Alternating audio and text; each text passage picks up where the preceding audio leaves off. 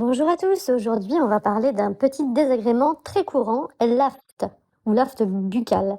Oui, c'est une petite plaie blanche et jaunâtre, bien dégueu, qui est super désagréable dans la bouche, qui empêche de manger, de parler, avec un halo rouge qui apparaît donc sur la langue, à l'intérieur des joues, des gencives, du palais, et qui fait mal donc dès que on se sert de notre bouche. On pense souvent que c'est juste un problème physique, le stress, la fatigue, une petite blessure dans la bouche ou certains aliments comme les noix, le chocolat, les oléagineux.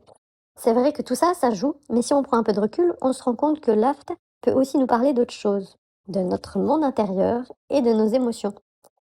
Donc souvent quand on a un aft, c'est que quelque chose est coincé, quelque chose qu'on n'a pas dit ou qu'on n'a pas exprimé. Ça peut être de la colère retenue, de l'inquiétude ou même un trop-plein de stress quotidien. Notre corps nous envoie ce petit signal, un rappel qu'il est temps d'écouter ce qui se passe à l'intérieur. Alors quand on a un aft, au lieu juste de râler contre la douleur, on peut se poser une question. Qu'est-ce que mon corps essaie de me dire? Peut-être que je suis trop tendue, que je me parle trop sévèrement, ou que je garde pour moi des émotions qui demanderaient à sortir. Parfois, simplement prendre un moment pour respirer, se détendre, parler à quelqu'un ou écrire ce qu'on ressent, ça peut aider à soulager un peu la douleur et à faire passer l'aft plus vite. Alors bien sûr, si les aftes reviennent souvent, c'est aussi un signal pour prendre soin de soi de manière plus globale. Regarder son alimentation, son sommeil, mais aussi son équilibre émotionnel. Parce que le corps et l'émotionnel sont connectés, toujours. Et ces petites blessures dans la bouche sont comme des mots silencieux que notre corps nous adresse. En résumé, l'aft, c'est pas juste un petit désagrément physique, c'est un message. Écoute-toi, prends soin de toi, regarde ce que tu retiens ou ce que tu ne dis pas. Et quand on commence à le faire, on remarque souvent que ces petits mots disparaissent plus vite parce que notre corps se sent entendu. Pour ma part, pour la petite histoire, il y a peu de temps, j'ai mangé des oléagineux, des amandes, j'aime ça. Le lendemain, je me suis retrouvée avec un aft sur la langue qui s'est mis à grossir, grossir. Je ne pouvais plus parler, plus parler, plus manger. C'était vraiment, mais un calvaire. Il est resté 10 jours. Au départ, je commençais à m'inquiéter parce que j'ai pas du tout l'habitude d'avoir, des aftes. J'en avais quand j'étais petite, mais plus maintenant. Et puis je me suis dit: «Bon, bah, c'est peut-être à cause des amandes que j'ai mangées». Je savais que ça cause des aftes, bien que j'en mange souvent, mais cette marque-là, j'en mangeais pas souvent. J'en avais jamais mangé d'ailleurs, donc je me suis dit: «C'est peut-être ça».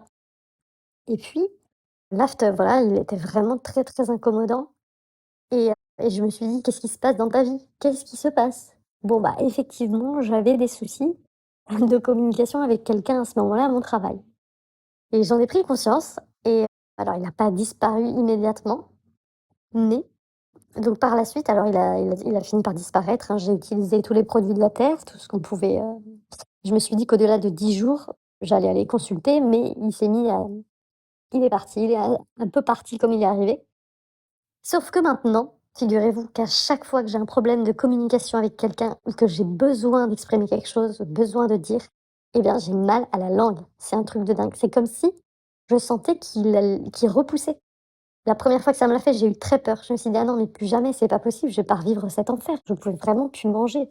J'étais obligée de m'anesthésier la langue avec des produits pour pouvoir manger. J'ai perdu du poids d'ailleurs à ce point-là, parce que c'était une horreur ce truc sur la langue. Et Et suite à ça donc, j'avais des douleurs donc qui revenaient, mais il s'est jamais déclaré en fait, il se déclarait jamais, mais en fait j'avais ce signal et maintenant j'ai le signal. Je me dis: «Là, faut que tu fasses quelque chose, faut que tu parles, faut que tu te libères, faut que tu crèves l'abcès». Bah, c'est un peu vous voyez c'est un peu ça quoi, avec la personne. Il faut que tu t'exprimes et l'autre fois, eh ben, un aft est apparu de l'autre côté de ma langue, tout petit et j'ai parlé. J'ai dit j'ai libéré le truc. Bah, écoutez, il a duré 2 jours et c'est tout, ça c'est parti. Donc à partir du moment où on conscientise quelque chose, je suis convaincue que ça améliore la guérison. Attention, bien évidemment, il y a pas que ça. Mais en fait, au niveau de l'émotionnel, c'est disons que c'est un terrain en fait, il y a des terrains, on a des terrains de fatigue, de stress. Si jamais on développe un aft à ce moment-là, c'est qu'il y a voilà, il y a d'autres terrains. Mais le terrain émotionnel, il est vraiment intéressant à prendre en compte. Voilà, c'était pour la petite histoire. Merci de votre écoute.